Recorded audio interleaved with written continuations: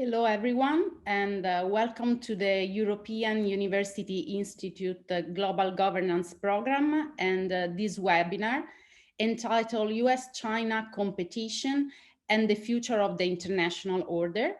I am Silvia Menegazzi, adjunct professor in international relations and Asian studies at the Department of Political Science at Luis Guido Carli University in Rome. On behalf of the organizer of this event at UI, Professor Giulio Pugliese, I'd like to welcome you to this webinar dealing with the implication of US-China competition for the 21st century international politics. The discussion that we will have today will introduce new international relations theory-informed standpoints on this most vital relationship to the 21st century, while exploring the implications of this original perspective for Europe. In the US, senior officials of the foreign policy team of the Biden administration has recently described the China policy in the US to be driven by the 3C: competition, cooperation, and confrontation. It is therefore evident that the EU and its member countries, but Europe more in general, are in the need, as never before, I believe, of strengthening their China policy too. Before start, I'd like to briefly introduce our two distinguished speakers for today. Professor Matteo Dian is a senior assistant professor at the University of Bologna, where he teaches international politics of East Asia.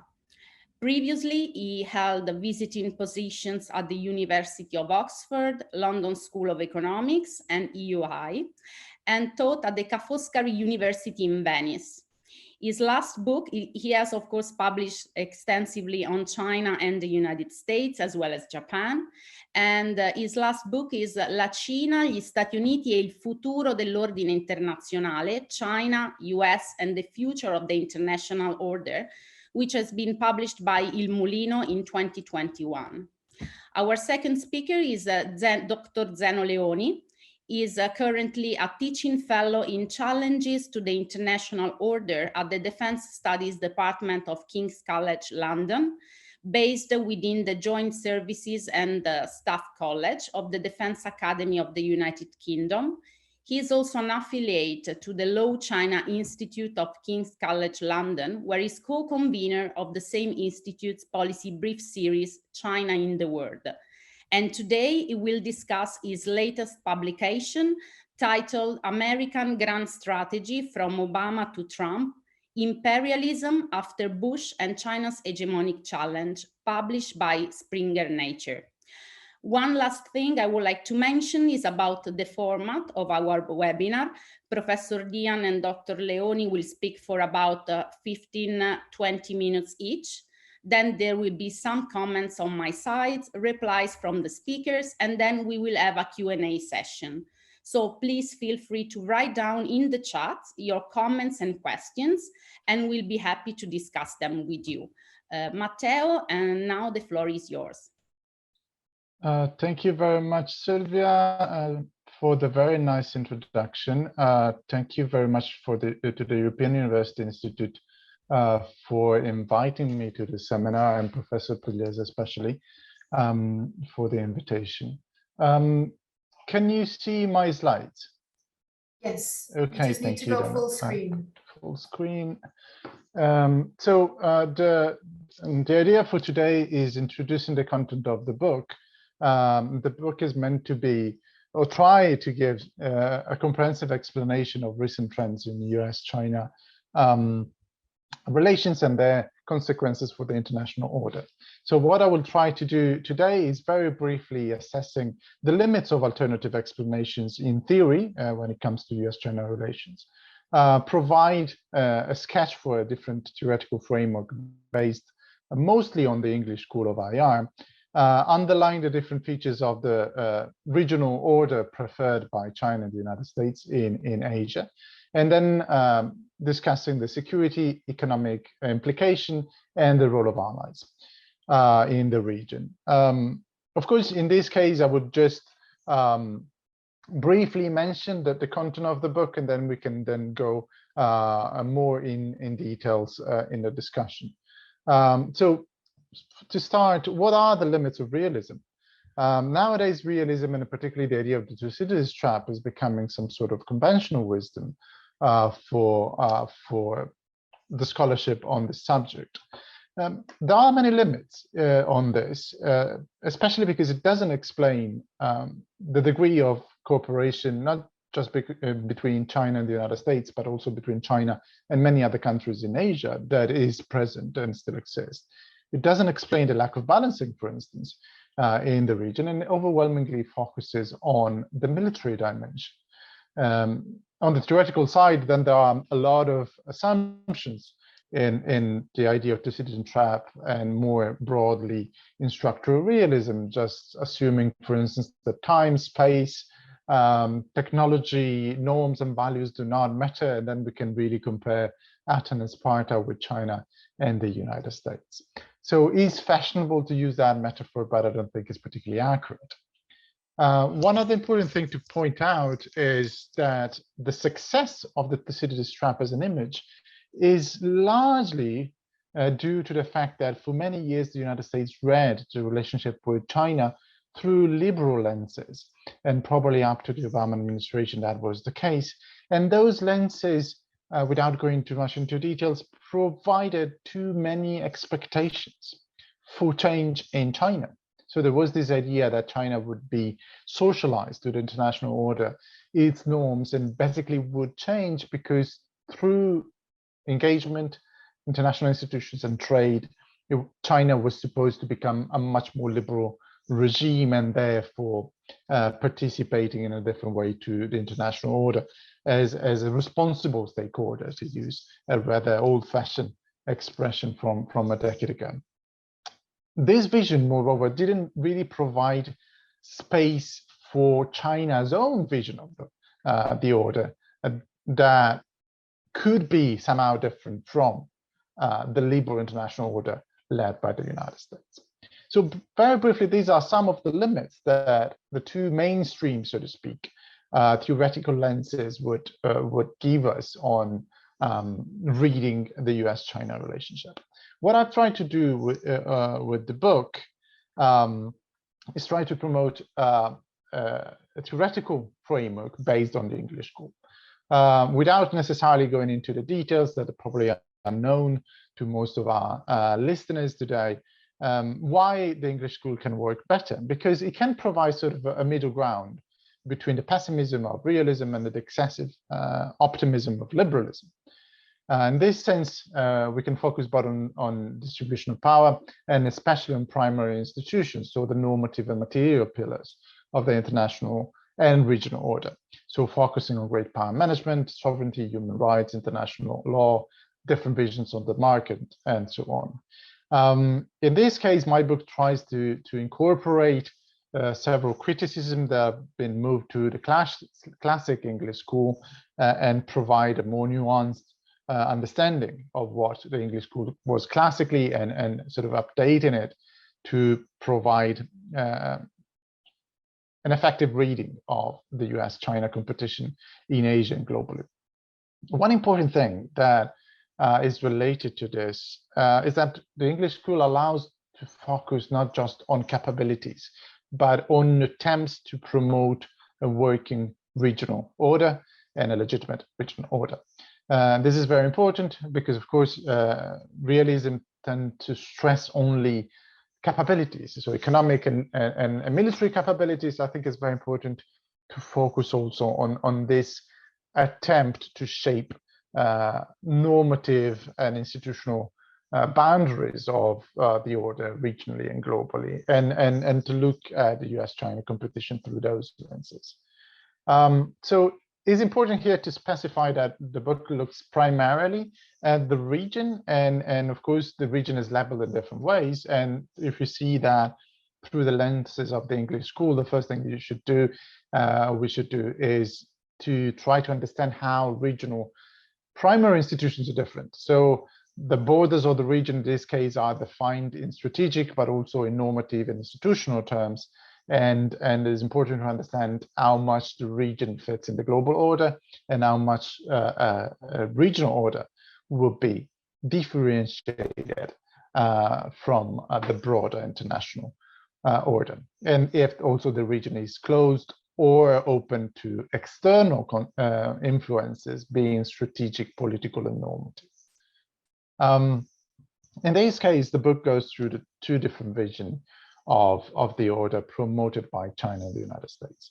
Looking at China, it comes out that there are several inspirations when it comes to norms and ideas that come from what we can call post-colonial nationalism, the idea of central humiliation, Marxism, of course, that remains a set of ideas which is very important in Beijing, and a rising Neo-Confucian idea or inspiration that has particularly have an influence under Xi Jinping, but also before under Hu Jintao. So these ideas have led to stress important elements of the regional order, such as sovereignty and non-interference, but also such as state capitalism. So China would prefer an order in which state-owned enterprises are very present and economic decisions are led from the top. Other important elements of this is Chinese vision of great power management. So roles, duties, and status. So China is promoting a vision of the order in which there is equality between United States and China, and the idea of new type of great power relations exemplified that, for instance. Or the idea of community or common destiny, in which China is a shaper materially and normatively of the regional and global order. But also the idea of new type of international institutions, and the Belt and Road, Asia Infrastructure Investment Bank, Regional Comprehensive Economic Partnership are the three main examples of that. And finally, there is the idea of stressing that economic development, economic growth come before human rights, and this is a sort of an alternative to the Western idea of human rights. In this vision of the order, China will be the regional leader. The American influence will be reduced.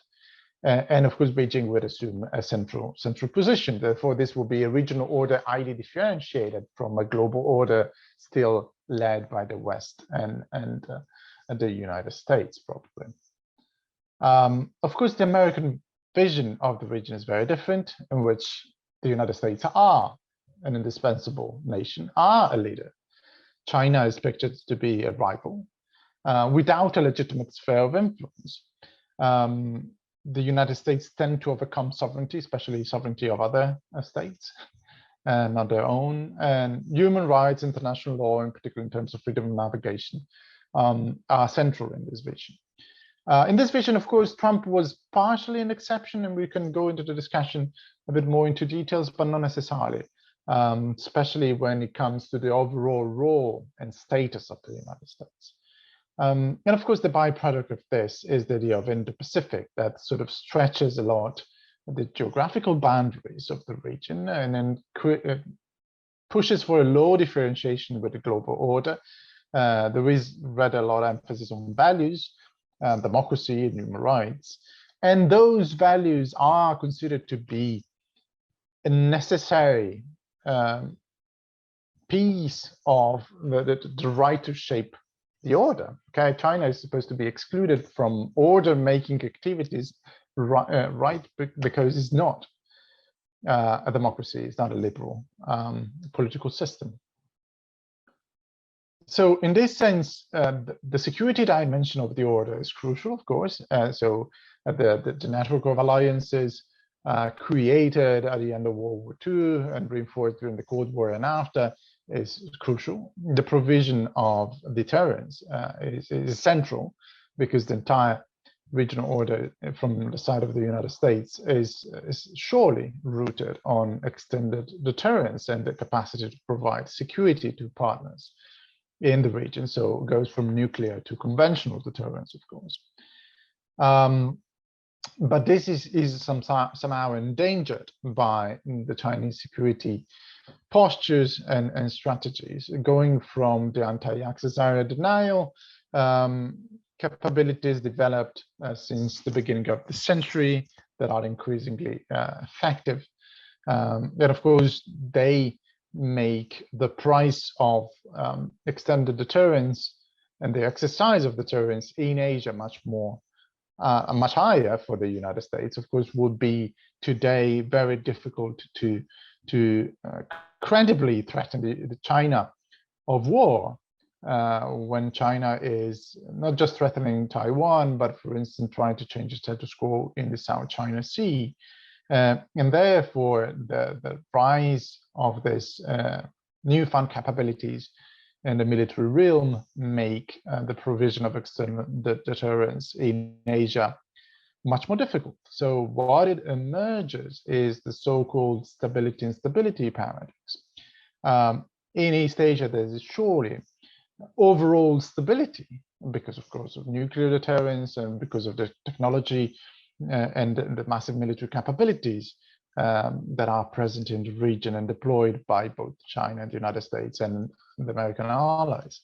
But stability at the high end of the military spectrum means that there is instability at the lower end. And this, of course, pertains to the South China Sea, hybrid warfare, hybrid strategies employed by China in the region. So this is one of the stress points of the regional order. And it is becoming increasingly complicated for the United States to enforce the regional order based on deterrence and alliances. So that is one important side of the process of evolution of the regional order. Of course, that is just one side. And if we focus just on that one side, we see something that maybe could be read by a structural realist analysis or broadly a realist analysis. What realism doesn't read at all is the other dimension, is the dimension of economic cooperation, economic governance, that is crucial in Asia. So, for instance, if we look at the different ideas that China and the United States are trying to promote of Asia as an economic region, we see on the one side a more Indo-Pacific, trans-Pacific idea developed by the United States, in which the Bretton Woods institutions are still central. There are forms of trans-Pacific regionalism, and of course, the TPP was the flagship idea in this sense. And especially there is an idea of market as an institution of the order that is a liberal market, that is directly in contrast with the idea of state capitalism that is promoted by China. So there is a way to promote integration in a liberal style, which is clearly not what China is promoting. It's not just different leadership, it's different norms, different practices, different ideas of how to promote regional integration, much more market-led on one side, much more state and party, of course, led on the other side. And the alternative is, of course, the Sino-centric project led by China and promoted during the Xi Jinping era with Belt and Road, with the Asian Infrastructure Investment Bank, and so on.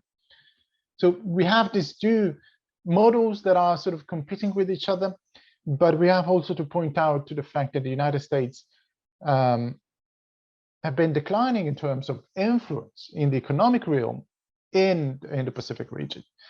And it's not just under Trump. Very often when we talk about the consequences of the Trump administration, we tend to just say, well, it's because of Trump. No, it's not just because of Trump. The relative decline of the United States in terms of influence in the region started in 1997-8 with the Asia financial crisis, went on with the global financial crisis, and again with Trump and the withdrawal from the TPP and the tariffs and the trade war and so on. But the journey started well before. And here, the perception of states in the region, not just China, that the leadership of the United States is not necessarily functional to what they need and what they want, started more than 20 years ago. And of course, this thing is sort of snowballing today. Therefore, it's important to have in mind that these two realms have to be considered, both of them. And the theory that we use should enable us to read them both, not just one at a time. Therefore, there are these two dimensions that we should keep in mind. Finally, the other crucial point is about the allies. And again, here, a structural realist reading of the region tends to say states are balancing. Well, most states are not balancing, first and foremost. And if we keep in mind both sides, or actually the three sides, ideational, economic, and security, the one state that is on board with the American vision of the region is Japan. Clearly. Clearly pro-US, alliance reinforced. Japan invented the idea of Indo-Pacific, which is a Japanese concept, it's not an American concept. Under Abe, but under Suga as well, underline particularly the role of values. Because from the Japanese perspective, values are that thing that enable the legitimacy of a country to shape the regional and global order, not just capabilities. So there is sort of a strong coherence with what the Americans somehow promoted. And of course, there is a transition of Japanese security policy from sort of peace-loving to proactive contribution to peace. And then this is sort of an entirely different discussion on Japan. But Japan is the only country that is on board with the American idea on all the three dimensions. The issue is the others are not, or at least they are not in the same way. For instance, South Korea doesn't share the same idea of what is the role of values, what is the function of US alliances. I mean, Korea is allied with the United States because of North Korea, not because of China mostly. There is an entirely different recognition of the status of China in the region, economically, but also in terms of political leadership. And China is an economic partner, which is indispensable for the growth of the Korean economy. And that is a good example of the difference, not just between South Korea and Japan, but the differences that are present in the region. Other interesting point is Southeast Asia and ASEAN.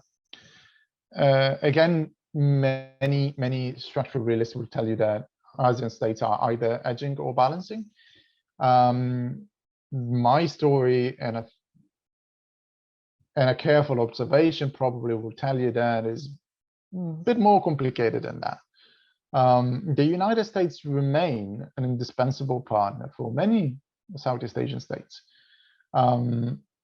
Clearly, the Philippines, they have an important alliance. In a lesser extent to Thailand, probably of Singapore. However, China is essential for the economic growth of everyone in the region. China has security problems, or let's say other states have security problems with China. That's mentioned Vietnam, again, the Philippines, more recently Malay and Singapore, and so on. So again, there is a tension. It's not just one size fits all.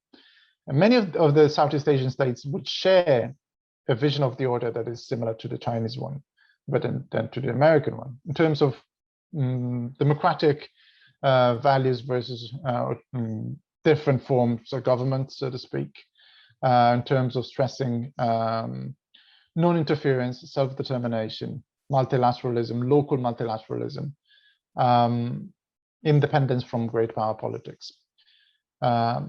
So the region is very open for influence, and every country is trying to seek a balance, but especially every country is seeking to preserve peace and stability that granted them the possibility to grow economically and develop in the last 20, 30 years. And importantly here, I would like to stress that in this case, it's not just power, it's not just capabilities, it's the idea of providing solutions that will work for security problems, for economic cooperation, and in a region which is incredibly diverse from the political and normative standpoint, but tends to go more on the preserve sovereignty, preserve autonomy from interference, so what the English school would call a pluralist vision of the order. So very open for competition, but not natural allies of the West in normative terms. So to go towards the conclusion, no, sorry, one few words about Australia, which is important, sorry, as well, if I can take a couple of minutes more. Same case with Australia, which is incredibly interesting and possibly a cautionary tale for the European Union. US ally, but a state that is heavily dependent on China economically. And China is using a lot of coercion recently, and we will see how it ends in the future. But possibly Canberra is a cautionary tale for those who believe that deep engagement with China is unproblematic. So that is something that also European states should look at. Finally, in terms of theory, something that I've said already, we need a theory that captures complexity, that embarks in considering the economic dimension, the strategic dimension, but also norms and ideas. And again, focusing on this doesn't mean that we don't look at the possibility of conflict, we don't look at the military dimension that remain important, but it's not the only thing to be looked at. Other important point when we think about ideas and norms, we're not just thinking about liberal norms. There are other norms, the emphasis on development, the emphasis on sovereignty. Those are important as well, and those provide legitimacy, not just to China, but also to other leadership in the region. Few policy conclusions. If we have to see, for the Biden administration, for instance, what should the priority be? I would say the economic side of the region, which is not particularly in a good shape if we want to compete with China. In fact, we have the Build Back Better and other initiatives that are starting to emerge already. But we should keep in mind that China has its own vision, and that vision is attractive for many, not for everyone, but for many. The emphasis on development, okay, for states that are still relatively poor, that is crucial sometimes. Other important point, as I said, stability and stability paradox for the security side. And finally, I think there is also a broadly political issue to think about. How much should we recognize, or the United States or the West, a Chinese sphere of influence in which the Chinese vision of the order is considered to be working and legitimate? I'm not necessarily say is the right thing to do, but is possibly on the table and one of the options for the future. Okay, I will end here. Probably I took a bit too much time, but again, thank you very much for the opportunity of presenting today.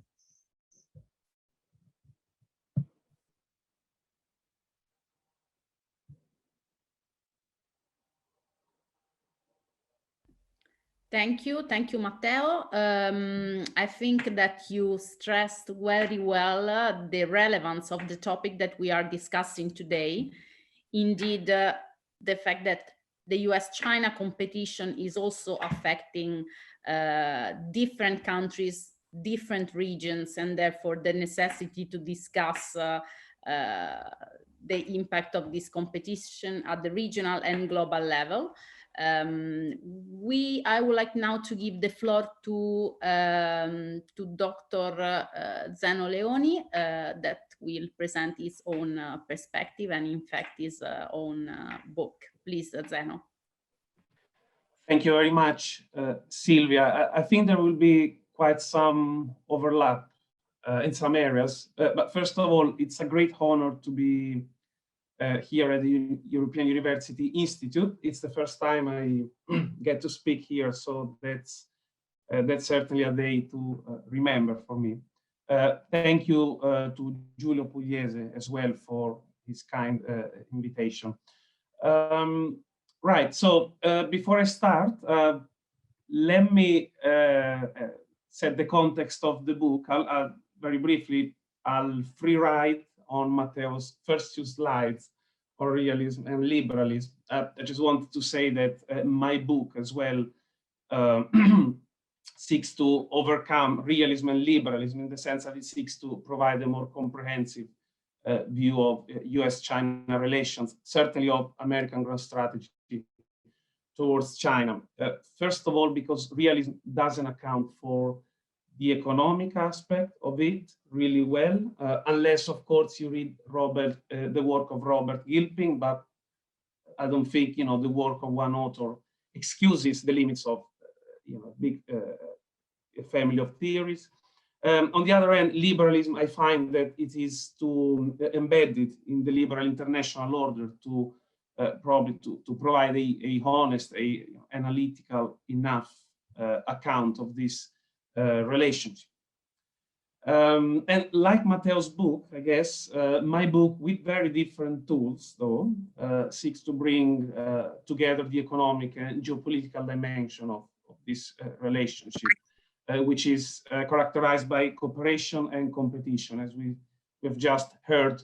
This is crucial, and this is also why recently I wrote a draft with a colleague of mine, where we argue that the current relationship between the US and China has turned into a new Cold War, but a Cold War of a very different type. A new Cold War, which is a Cold War which is competitive and cooperative, but for very different reasons, especially compared to the old Cold War. Anyway, so let me start by saying that I'm going to speak for about 5 minutes each over each of the most consequential parts of my book. Not sure if these are the most interesting, definitely the most consequential. And so I want to touch on the theoretical section. I want to touch on a conceptual aspect, and then I want to discuss the main takeaway points from the case study. Hopefully you will see that it's all coherently related. So let me get to the first block of my presentation, which is about the theoretical chapter. And again, I want to give you a bit of context here, which probably is not provided in the book.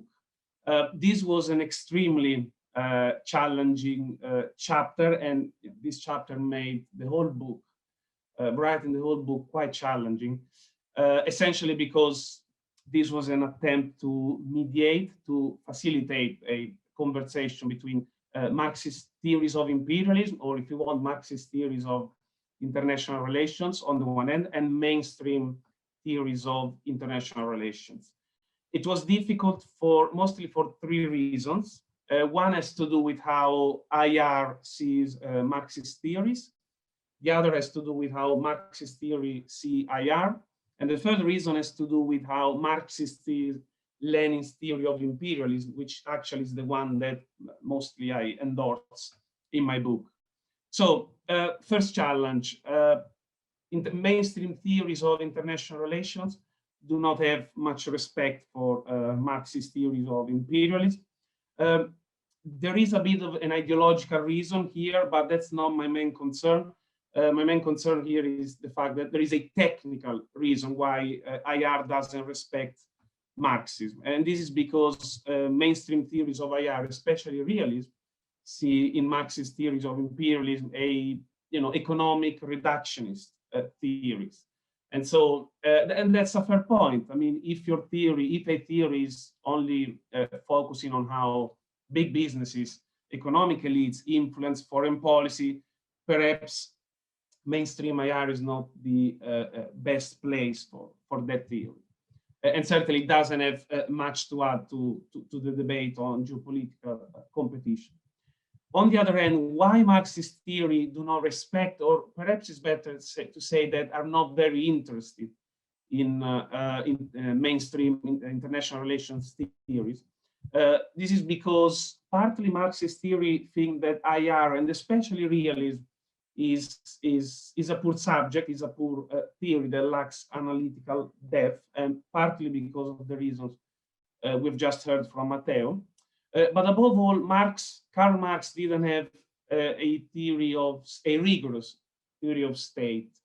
And therefore, without a theory of state, there can be a theory of international relations. And so Marxists are not generally interested in international relations, although There have been huge debate about what is the state, what is state power, but these are mostly focused on domestic policy rather than on foreign policy.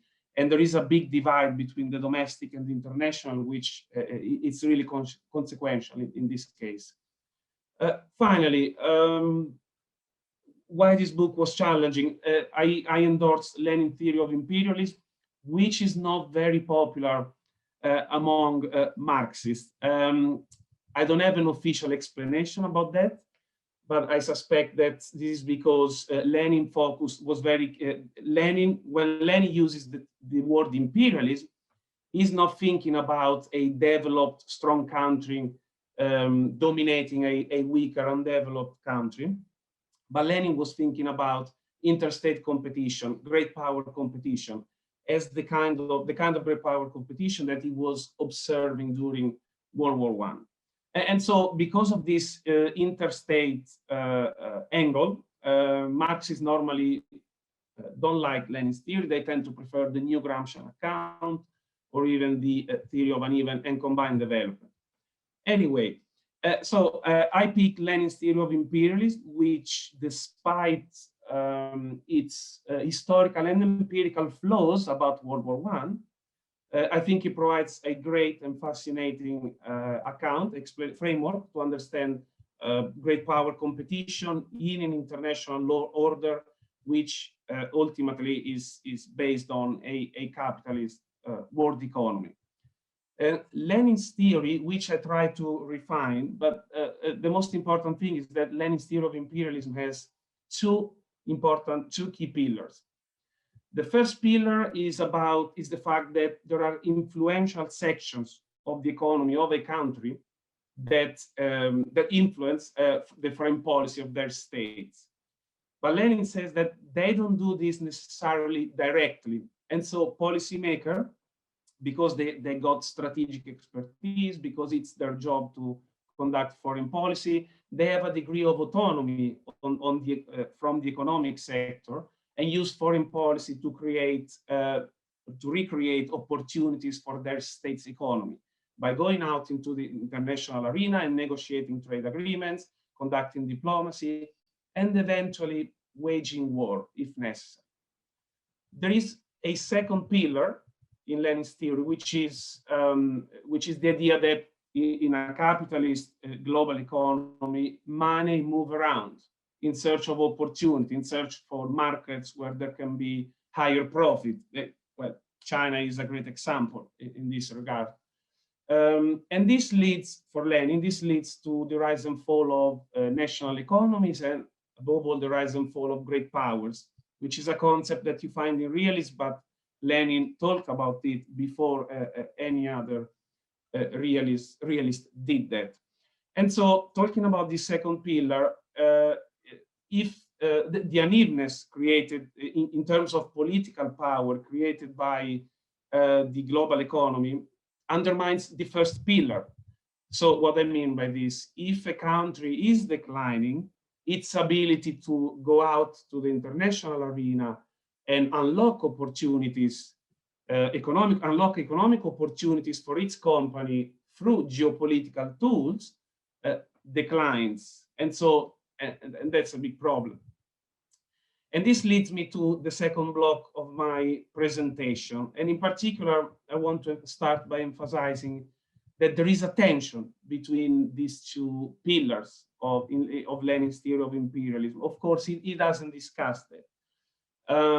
There is a tension because ultimately, as we heard, we live in a liberal international order, which is a strange beast.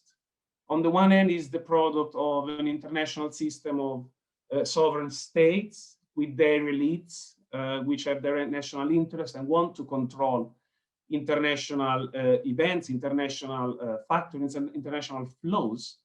And on the other hand, there is a transnational space made of, especially of economic networks, which somehow try to escape the control of those national elites.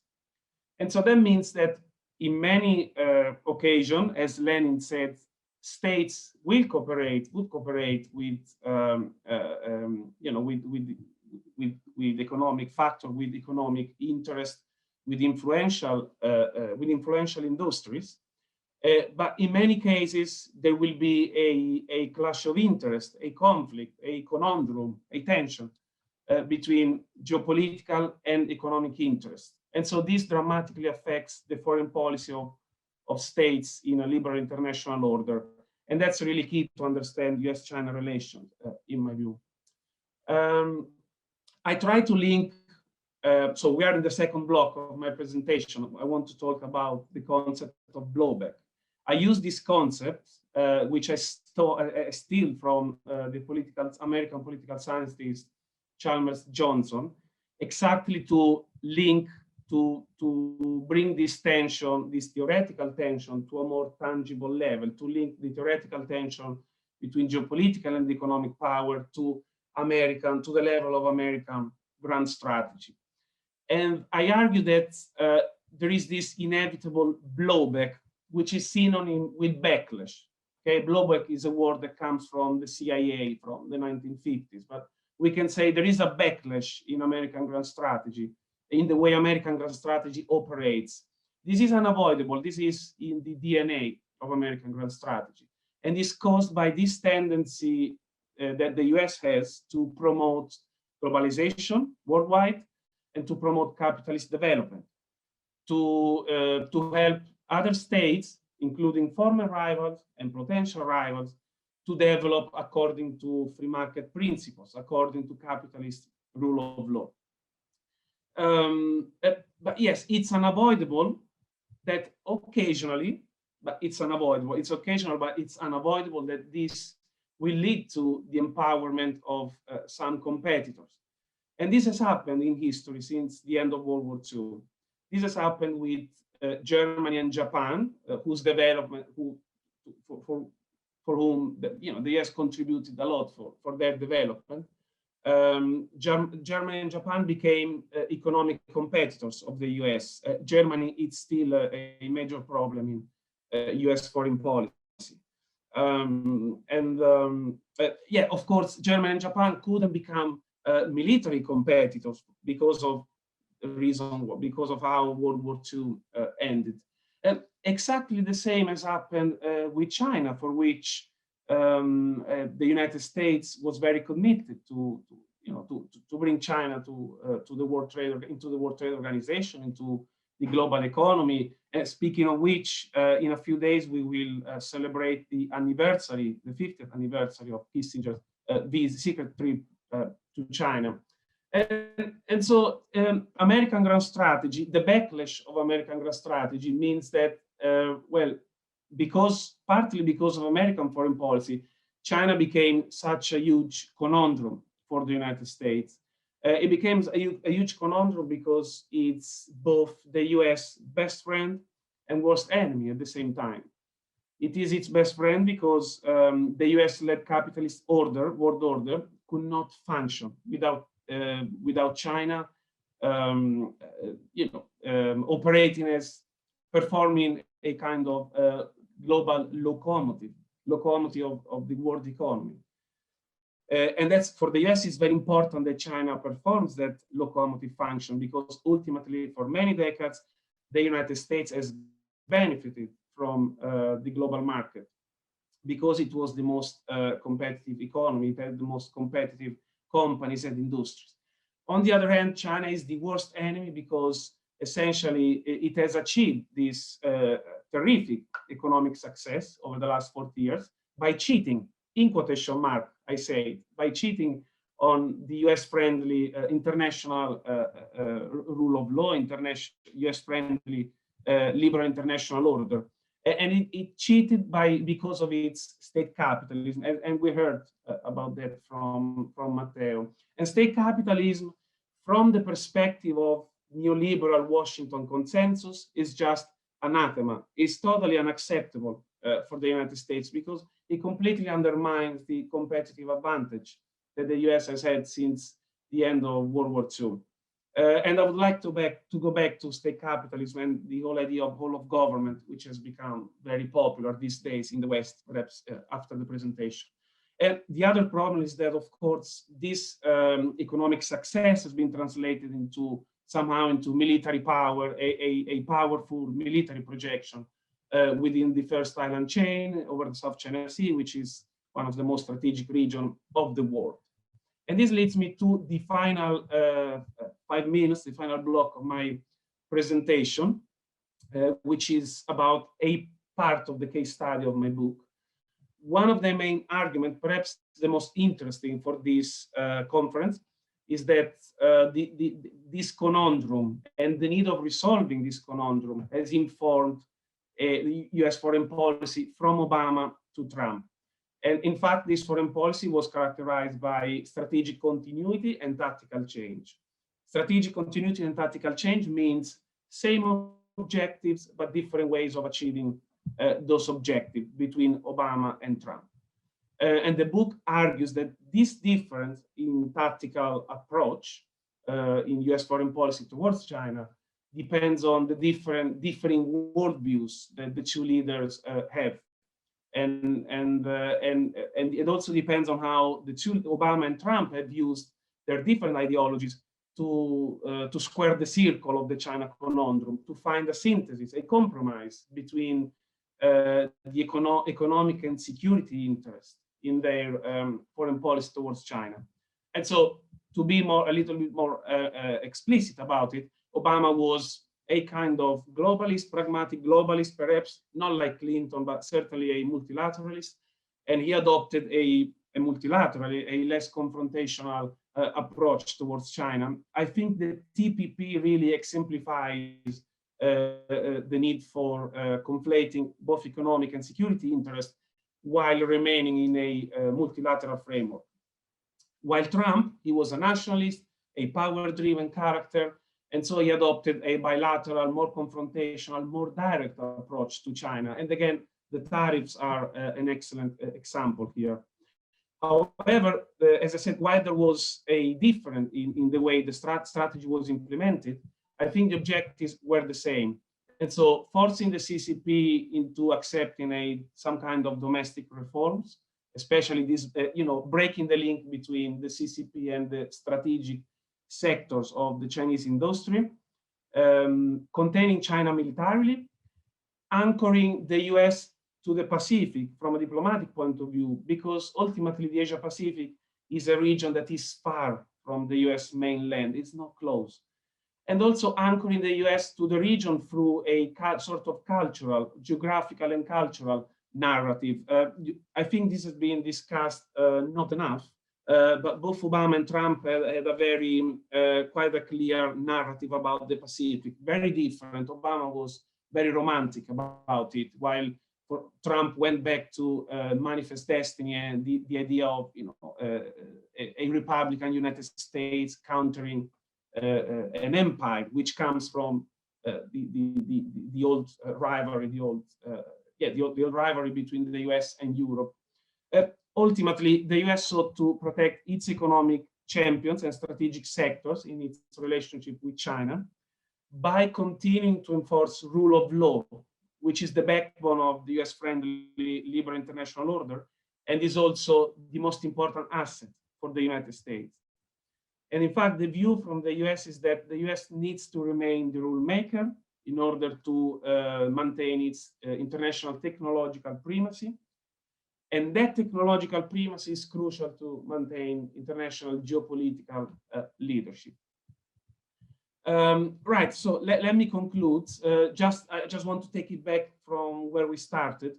This is ultimately a hegemonic competition between a declining power and a rising power, where both powers try to enforce their, the different kind of rules, rules that are convenient to their political economic system, as we heard already.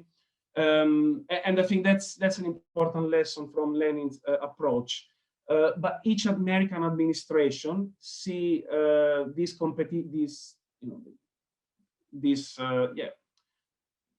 sees different ways of has different ways of resolving the China conundrum.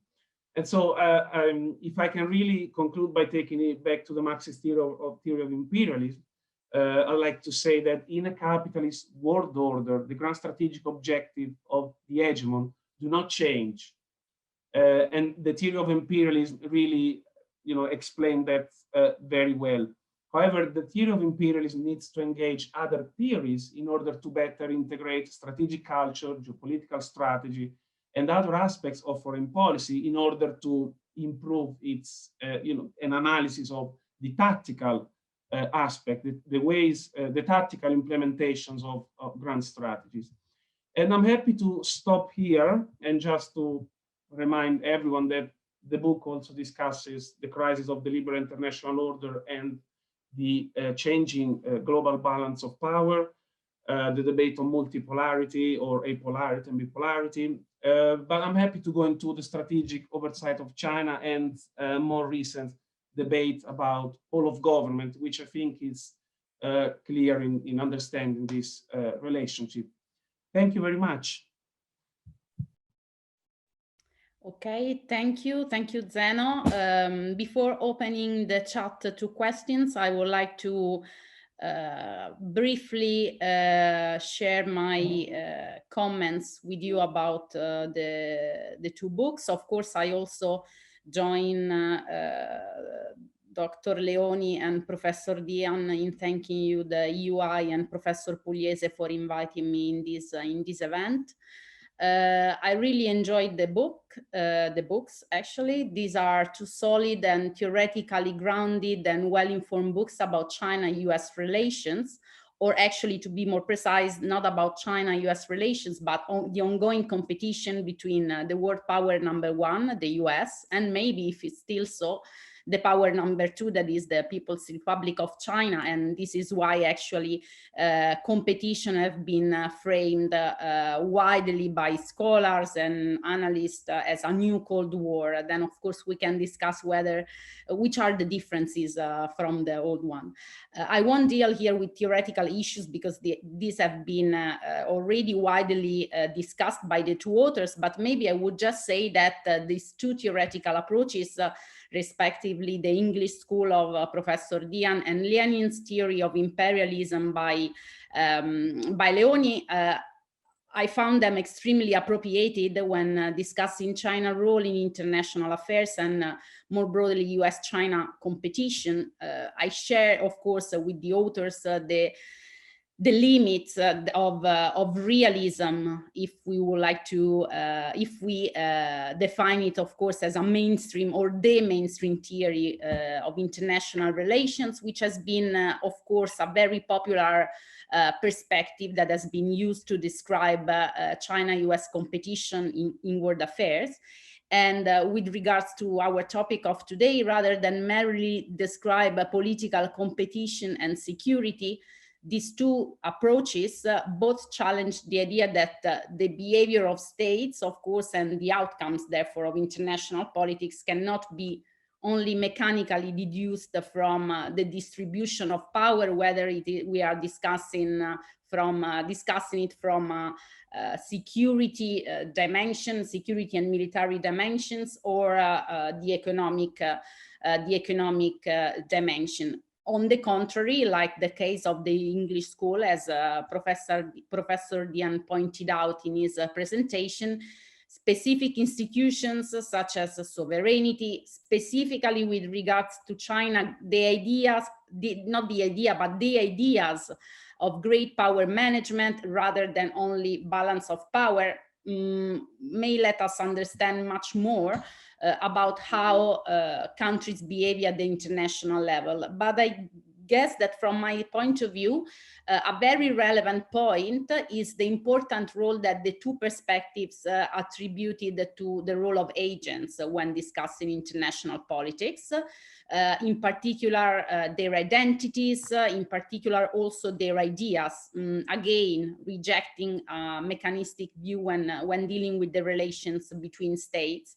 But here, however, I would like also to highlight the fact that because of the complex, indeed authoritarian political context of China, when it comes to the role of agents, and especially the relevance and the role that they can play vis-a-vis the foreign policy decision-making process, it is important to pay a special attention not only to those main figures that plays a role in terms of foreign policy, such as could be, for instance, the one of Xi Jinping, but especially, and in the case of Leoni also with regards to the US presidents, but in the case of China, especially to those agents that are close to the inner circle of Chinese foreign policy.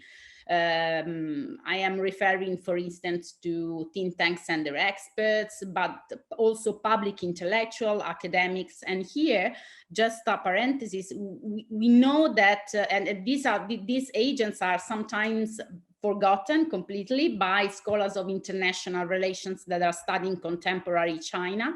And even if they might be affected, of course, by the worsening of the academic situation and academic freedom in China, we know very well, at least historically speaking, that the resilience is an important element to consider.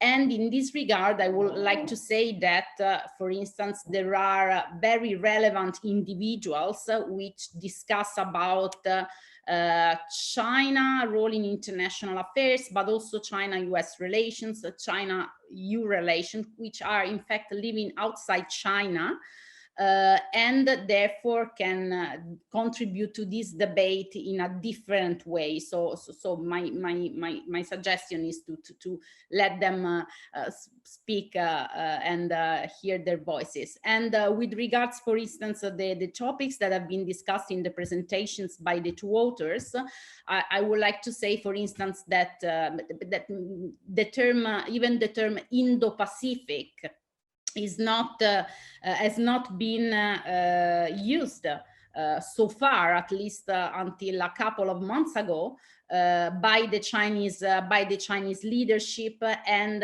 in the documents that have been published officially by the Chinese Communist Party.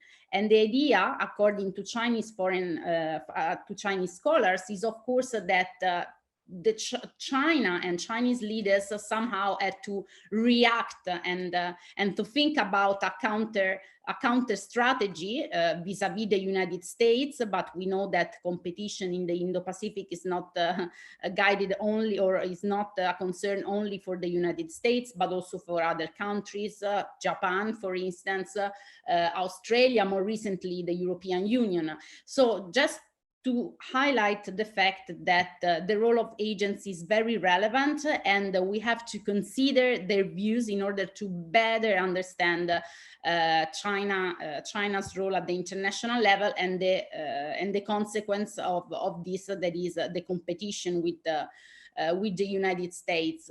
From a more empirical focus with regards to the two books, I share Dr. Leoni's view that not only we live now in a changing global order, but that this is indeed a post-American world order. And when we say that we are living now in a post-American world order, we do not necessarily have to think about it as a Chinese world order. And in fact, Professor Dian's presentation very well highlighted these two different scenarios, and actually, but realities, and how the West, we could say, then China, think about the global order. As Zeno rightly pointed out, China and the US are enemies, but they have become in the last decades also very close friends economically. But I think that culturally or politically speaking, the divide has grown in the course of the years. And here I think I'm not a voice out of the chorus if I say that the confrontation with the Biden administration might even will intensify in the next years. During the Obama-Trump administration, there was no clear focus on exporting a democratic agenda, or at least this was not the priority.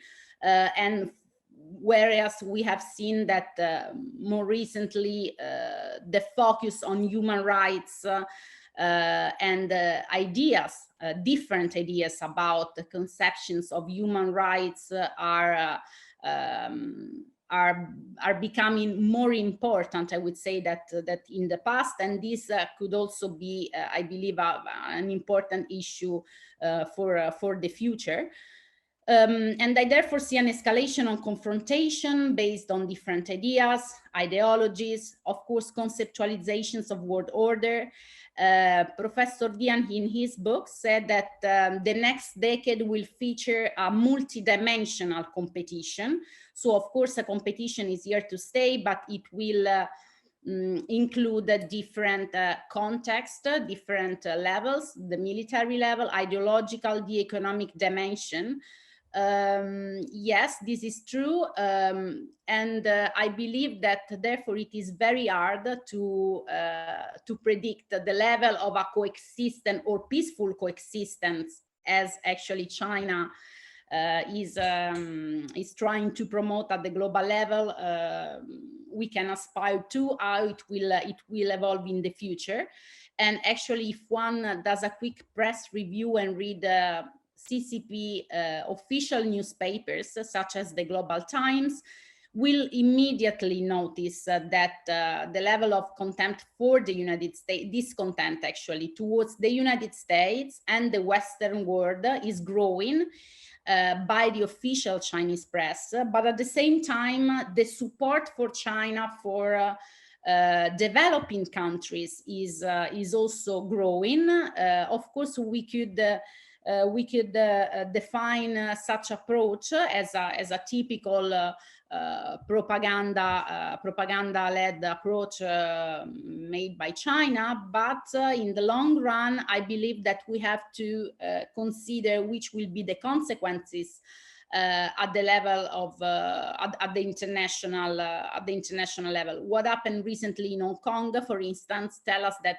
sanctions, but more generally strong measures that are pushed and promoted by the West or by the United States and by the European Union do not always function or are not always the best tools to soften, let's say, the parties' approach on some specific issues. And therefore, to this extent, I believe the two authors, and therefore this is my question for them, and then we can open the chat for discussion, might be they could in the future think about how which will be the implication actually for us in Europe, and of course for the EU institutions, because we have seen that, and its member states, of course, we have seen whereas we have seen in the last few years, notwithstanding Trump's China policy, a solid and firm commitment in terms of how to deal with China. The case of the Belt and Road Initiative, China's approach towards or vis-a-vis European countries in the Eastern European countries as challenged very much the European, I won't say the European integration process, but to some extent, to some experts, this was the case. So actually, how the EU can and should manage this complicated scenario, this is a question that we have to, this is an issue that we have to solve or to deal with, and how to deal with this complicated trilateral relationship, meaning China and the EU and the US, in order to increase cooperation and decrease confrontation at the global level, if it is true, as actually the new Biden administration pushed since actually his campaign. Biden, the then President Biden, pushed since the beginning the idea of this democratic league. Before was a summit for democracies, now it could be a democratic league, so a league of democratic countries. So it seems to me that the confrontation in the future will resemble different blocks, might resemble different blocks. So to this extent, whether in this context, is it still relevant to say that this is a completely different scenario, and then we are, as compared with the past, are we really in a different new Cold War? And how will be in the future the best strategy to deal with China? So I will stop here, and I'll give maybe. Yes, sorry, I was muted. So I'll give you the time to quickly reply, and then we can go immediately to the questions in the chat. Should I start? Yes, please, Matteo. Well, thank you very much for your discussion. That's been really stimulating. Just a few things that you mentioned. First and foremost, the Cold War metaphor. I don't think the Cold War idea is particularly useful analytically to describe the reality on the ground. The level of cooperation is much higher compared to the Cold War. China is much more powerful economically and has much more resources compared to the USSR back then. The USSR was not the one that provided for trade and economic growth to half of the world, especially on the other side of the Iron Curtain. So I mean, the dynamic is different. The military dynamic is different. The Soviet Union was a global superpower militarily. China's not yet. So the differences are many. I think, though, that the Cold War idea is, or the Cold War 2.0, if you wish, is a powerful metaphor. So we should consider how the US in particular using the Cold War as a metaphor. And honestly, I think it could work very well domestically, because it points back to a past in which the United States, first and foremost, won, and they could project and represent themselves as the righteous nation that was fighting sort of the evil empire. So in that sense, sort of provides moral direction and political direction and resources for mobilization, especially internally.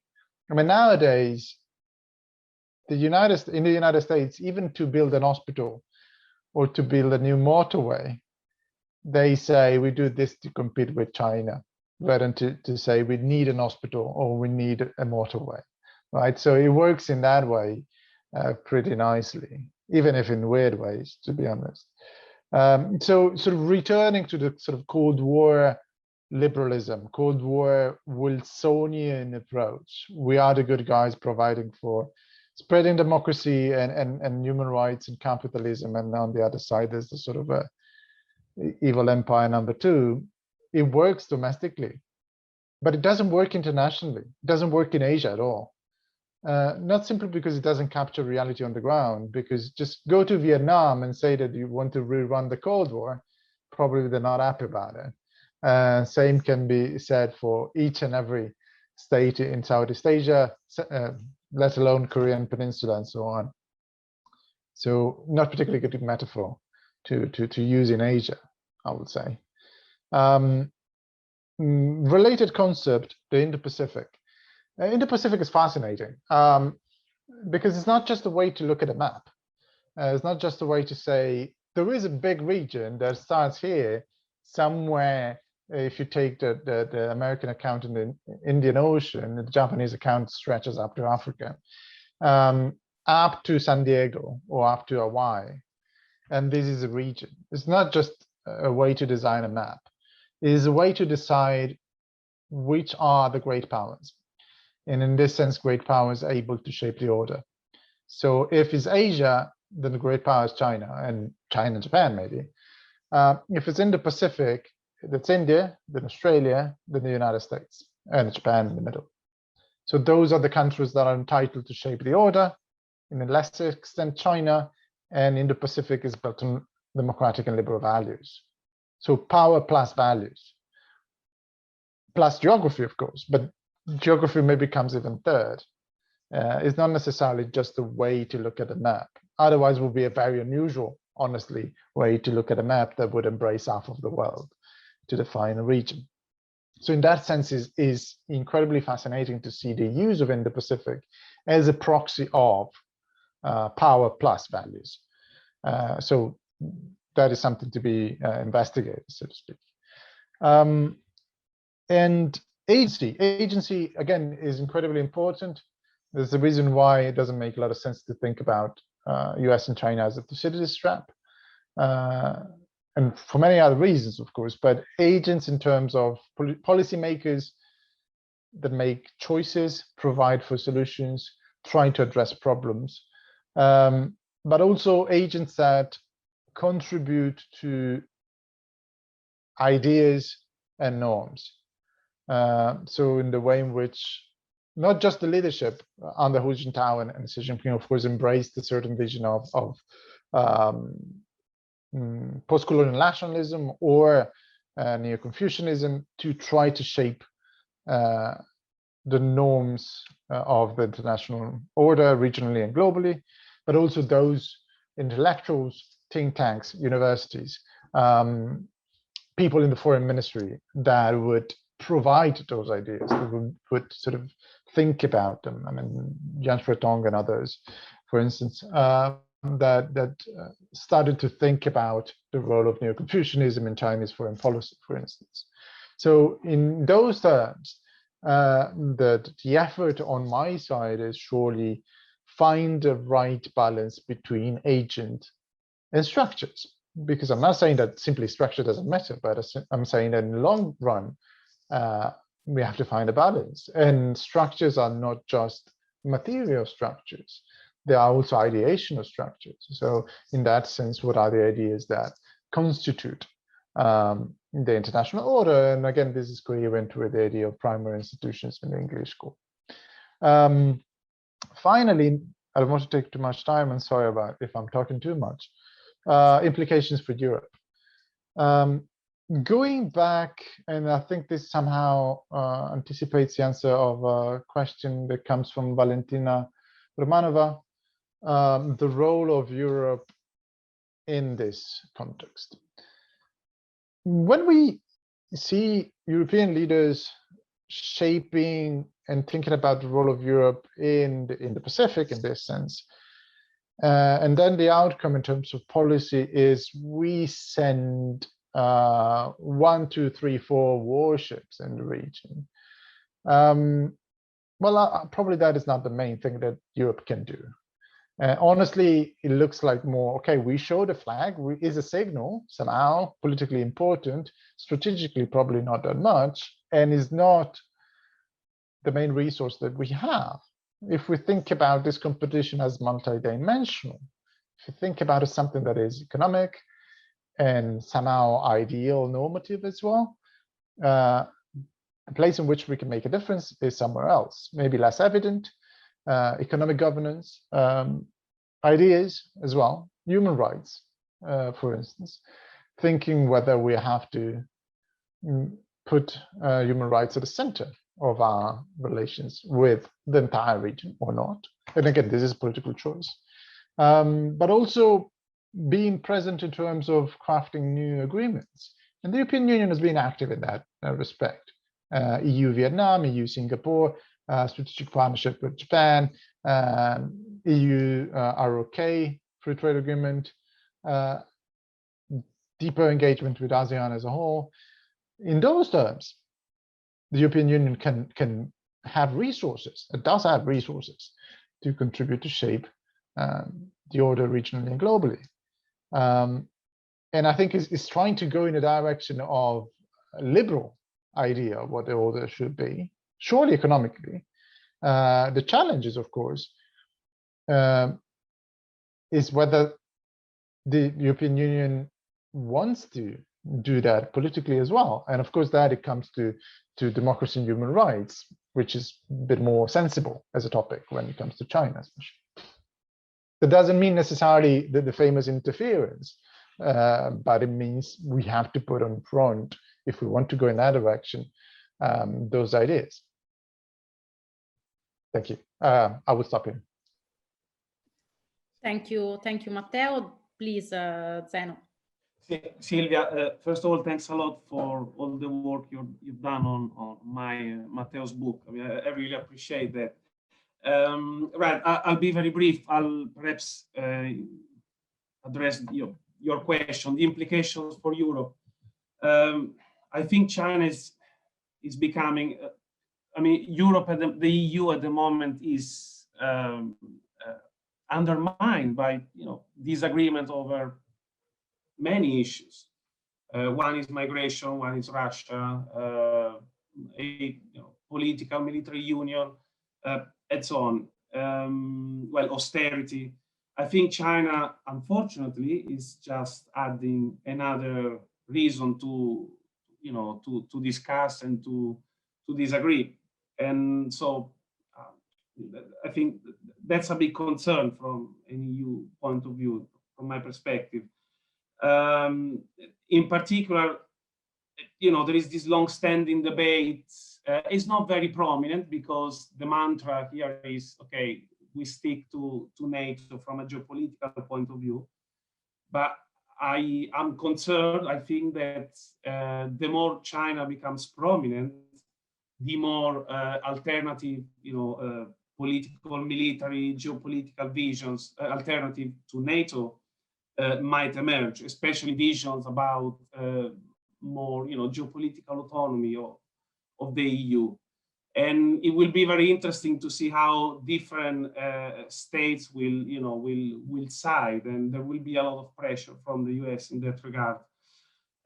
So yeah, I think China will represent a factor of fragmentation in the EU, although I was very pleased to see at the G7 that there was a degree of unity, where Biden actually, I think, failed to, or certainly didn't succeed 100% in organizing this anti-China coalition. I think it was on the news. It was revealed that the EU, the UK, Italy, Germany, France, they had different visions about China. The UK, for example, they wanted to make the G7 about COVID, starting again in the new normal, rather than making it about China like Biden. So I think this is very much open, and I don't know how it will play out, but I fear that it might be a factor of fragmentation in the future.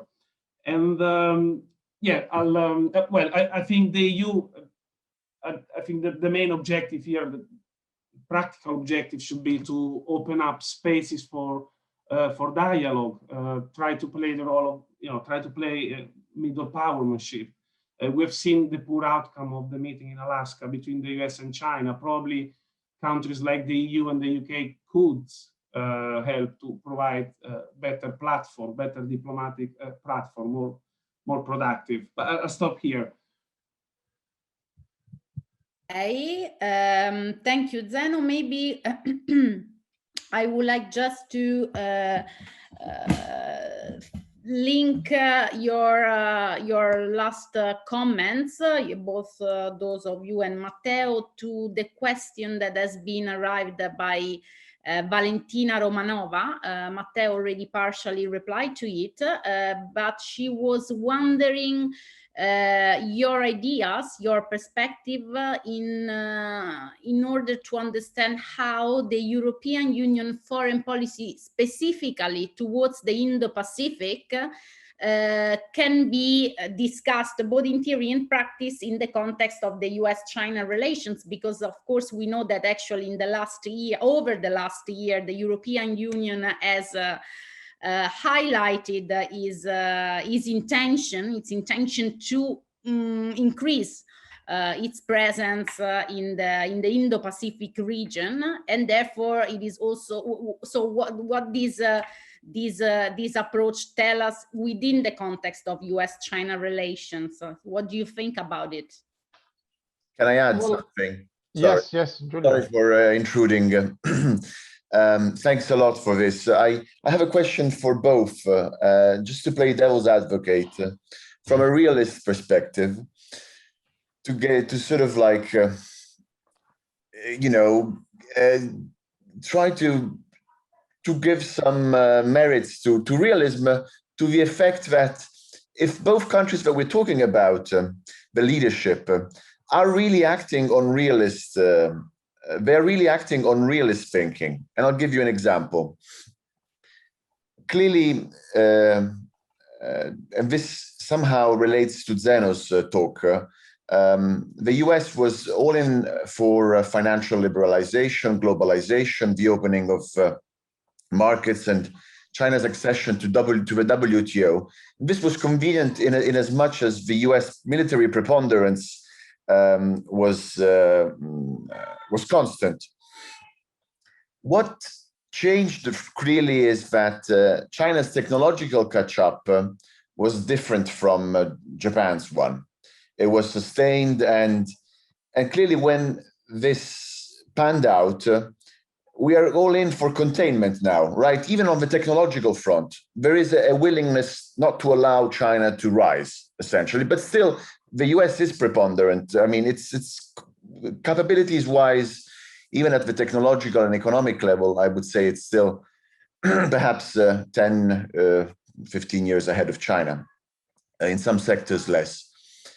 But what is interesting then is that if the US is acting on a clear willingness to contain China, and the Chinese, on the contrary, are acting on the calculation that time is indeed in China's side, aren't both states really acting on the basis of power considerations and of a realist consideration? And so the norms have been convenient for the US as a hegemonic power up until now, and they are rewriting them. And the norms have been convenient for China as a power that has been catching up through what you could call a Bismarckian grand strategy, right? You know, the famous Deng Xiaoping dictum of keeping your low profile. You know, that could also qualify as a realist approach, that you're a norm taker as long as, you know, as long as you're weak. Once you're not weak anymore, and we see instances in both sides, once you're not weak anymore in China's side, you start disrupting the norms. And also the hegemonic power is starting to have, you know, having its own double standards with protectionist measures. And in some ways, and Zeno touched upon it, looking more and more like China in some instances, you know, state capitalism, whole of government approaches or whole of society approaches. I mean, what you mentioned, Matteo, as well, that it's all about China. We need to build infrastructure to compete with China. And in the process, you look more like China. And I'm sorry for being a bit snarky. Yeah, of course, this is an oversimplification. So this perhaps then is the moment to see whether realism stands or not, because it's really the moment when the power differential will change. And to conclude this, question with this comment masked as a question, perhaps the English school, Matteo's English school, really, which is a powerful analytical framework, the acid test for the English school would be to see, and I would love this to happen, for middle powers from Europe all the way to Southeast Asia, of being capable to withstand these stormy transition or these stormy undercurrents of great power confrontation, to keep up a modicum of real multilateralism and order, underpinned by norms and economic cooperation. And I see it in some ways, but I'm afraid that we will have to make a call. And you know, if the US is focused on China, NATO allies have to respond to the call. Otherwise, there's going to be disengagement and more, and the order will fray more and more, I'm afraid. But sorry for this. No, it's just a comment. for this cynical take. Thank you. Okay. So first, thank you, Julia, for it. This is really interesting and stimulating. Of course, I mean, you're right in pointing that we are going in a sort of a realist direction and people are thinking in realist terms. If we think in realist terms is focusing on power differential, on spheres of influence, if you wish, or influence in general. Great power competition, of course, now in Washington is the buzzword of the moment, of the decade, probably will be. And that is okay, and is not necessarily in a contradiction with what I was saying, because it's not that the English school doesn't say that there's no competition, no great power competition. It simply says that is not purely material and doesn't descend from the structure. It says that ideas matter and leaders matter as well. And so the fact that you are able to provide for solutions for governance in the security and economic realm doesn't descend from the structure. It descends on policymakers and policies. And there are other things that structural realism will tell you that are not happening. So no one is balancing aside from Japan. If you take the standard, and if you even really look at the theory, balancing means tightening the alliance. Yes, we have that. More defense budget, we don't have that in Japan. So who's balancing in the region? I mean, is Vietnam balancing? Not really. Is Thailand, Philippines, are those people balancing? No. So in those terms, is more the materialist and structuralist aspect of it, rather than leaders are thinking in great powers competition terms, which is happening, is there, but it's not necessarily a contradiction with a sort of a broad framework that comes from the English school. Then again, the origin of, we can go back to the origin of the English school at Les Boules, very close to classical realism and so on. So that is a part of it, which is important. The other point is, you're right, people is following more Chinese norms, and China wants to change the norms now that it has power, of course, because it's not just pure norms, are norms and power all the time. But again, I don't think that the capacity to shape norms is entirely related to the structure. And because, again, structural realism, especially in the US, since there, in terms of IR, teaching and thinking is really the only game in town almost. And then you can really see that in terms of the fact that policymakers would understand every Chinese progress in terms of capabilities and power. And then I will tell you, you see the fact that China is having success in spreading its influence in Southeast Asia, in Africa, is either money or corruption or leverage or forcing them to. And again, we had this conversation back in December with Peter Berkowitz of the State Department, who was one of the authors of the last China Challenge document of the Trump administration. And again, he was arguing, of course, that every progress China makes is because of coercion, and they are coercion in Africa, and they're doing coercion in South Asia, and so on and so forth. Maybe, yes, but there's also an element of the fact that third world countries would believe in the China story, and the China story is you have to develop first. And it doesn't matter if you are democratic or not, and you can keep a degree, at least in theory, of autonomy. And people will not demand you about local standards. So that is a way in which sort of structural realism, again, not realism per se, but structural materialist realism leads you to wrong policies, which is a concern for me in this sense. Because as much as our ideas matter, and I think they do and they should, also other ideas, non-Western, that we discussed, then the emphasis on development particularly matters. So in that sense, yes, it's always power and ideas together, never separated. Of course, you can have great ideas, but if you don't have the powers to sort of project and enforce them, it doesn't work. So you cannot build an order without power, that's for sure.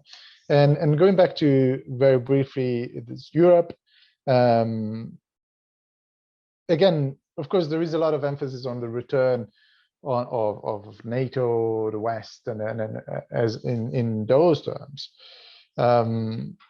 I don't think it's militarily. I don't think that just showing the flag that we can do at the moment militarily is crucial in the Indo-Pacific, but there are important signals.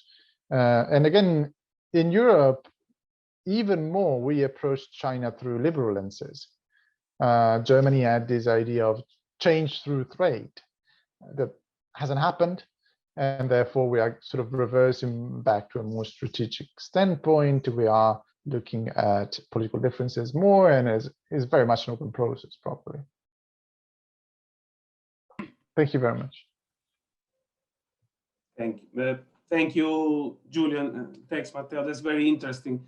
Okay, very briefly, I reply on different points. On the EU in the Indo-Pacific, I'll be less elegant than Matteo. I just don't see how this could happen from a military point of view. I know for sure this is way beyond the geostrategic military interest of Italy, for instance. I don't see why it should be different for a country like Germany or Spain. I don't know about France. Perhaps is the only player who could play a meaningful role in the region. So I just don't see how this is possible, especially when, as Matteo said before, the EU doesn't really have a comprehensive foreign policy. This is not a political military union. So I just don't see that, unfortunately. On whole of government, yes, I'm very excited about it. I mean, I'm an advocate for more whole of government if it means more state supervision of strategic sectors where we have seen that markets failed or can fail. Obviously, if this becomes an excuse for a more authoritarian form of democracy, I'm not happy about it.